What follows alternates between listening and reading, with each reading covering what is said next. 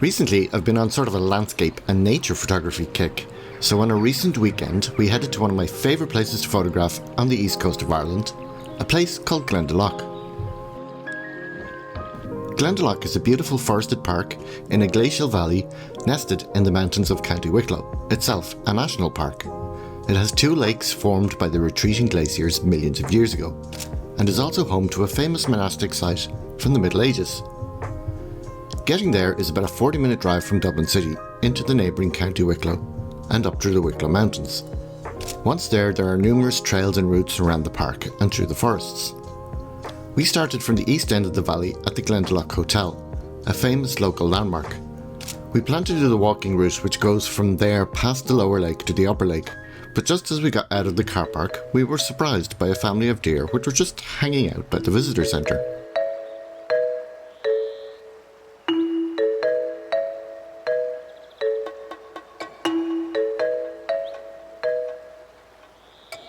While deer have long lived in the valley, apparently they have recently become more used to the humans that visit there. There were lots of signs up telling you not to feed the deer, which I don't recall seeing before. Over all the years I've been coming to Glendalough, this is the first time we've ever encountered deer like this.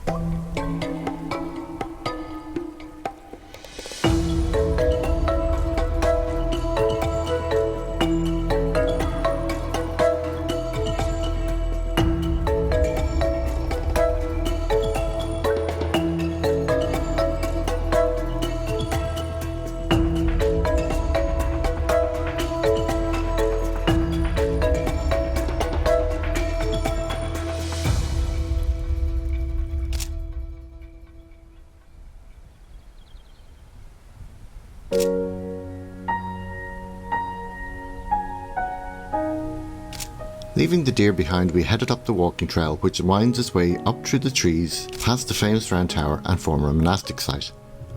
It has a very Lord of the Rings vibe to it, although this is kind of ruined when a large group of tourists goes plodding by. There was a low mist there as we started out, and there wasn't much of a breeze, so it was kind of mystical.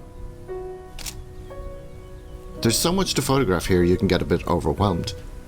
But personally, I have a thing for trying to photograph the less obvious subjects. I look for details in the undergrowth or unusual trees.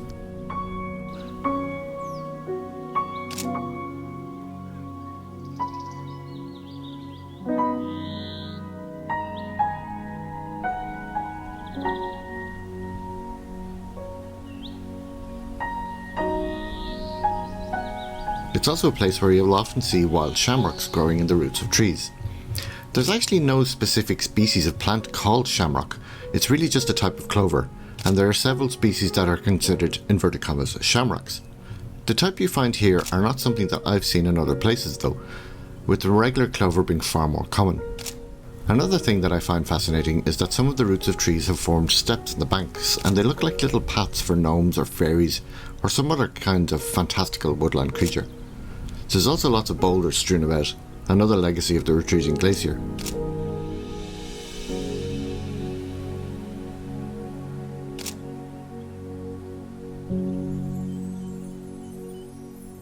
Halfway up the trail there is a spot where you can go down to the lake, and as I headed down to photograph the mist, I was greeted by a curious family of ducks. This was turning into a wildlife encounter trip. The ducks were quite inquisitive and were not afraid of humans at all. In fact, they were probably hoping for some food.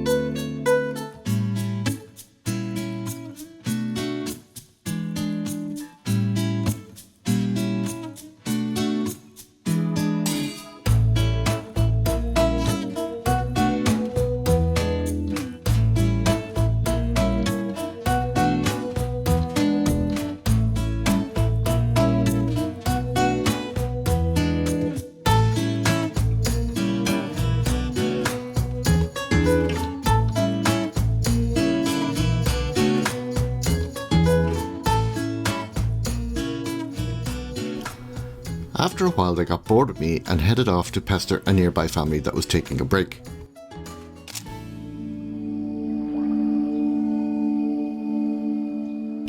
We continued our journey up the trail and past more of the gorgeous scenery.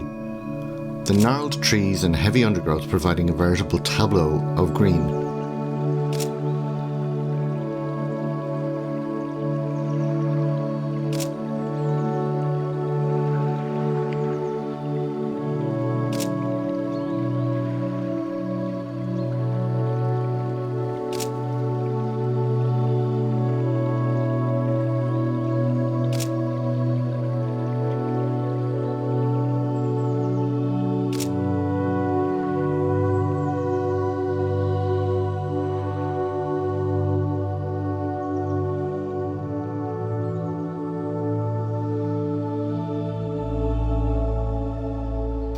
At the upper lake, there are a number of mountain streams that flow into the lake. As we got there, the mist finally lifted and the sun came out, illuminating the golden copper colour of the rocks and the water.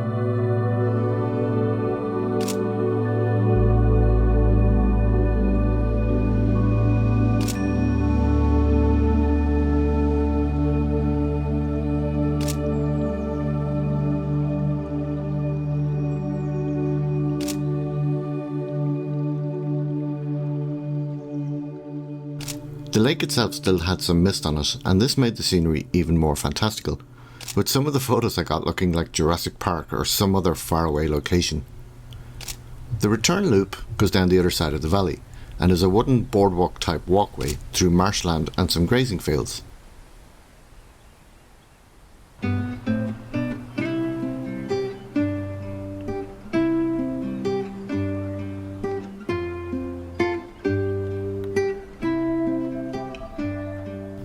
As we were walking along here, there were a few dragonflies that kept landing on the railings of the walkway.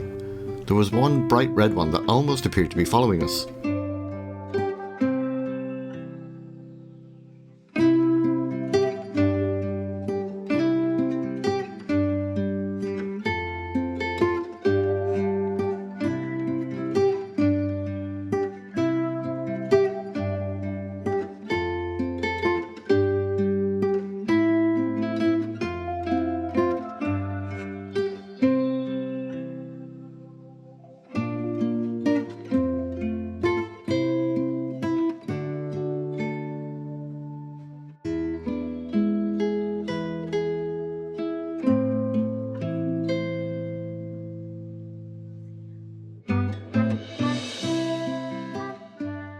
They are quite amazing to look at up close and a little scary when they fly at you and land on your head, which happened to me, although apparently that's good luck.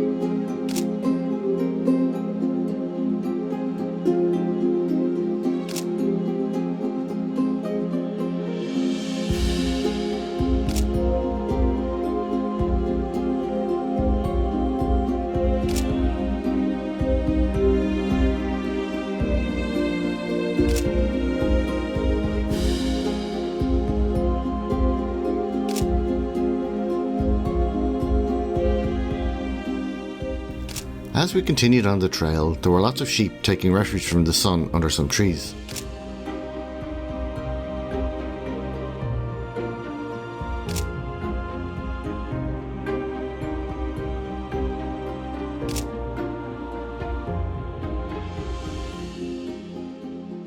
As you cross the valley, there are some spectacular views back towards the mountains and the upper lake before you meet back up with the original trail we took earlier.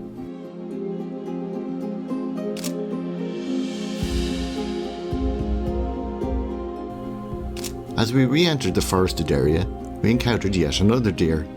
It was just munching on the undergrowth until eventually it bounded off.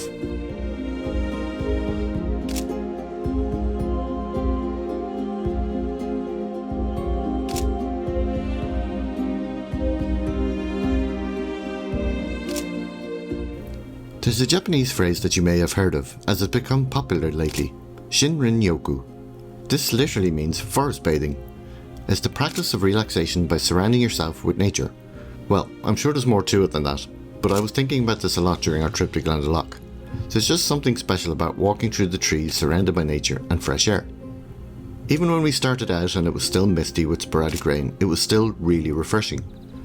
There's just something about being among the trees that brings a sense of peace and connection to nature, and it does wonders for your stress levels. Of course, there's no bears or wolves or other predators here, so maybe in other parts of the world taking a stroll in the forest might be a bit more stressful. Anyway, if you want to know more about Glendalough, I'll have some links in the description below. I hope you have enjoyed this little photo and video essay, and thanks for watching. We'll see you next time.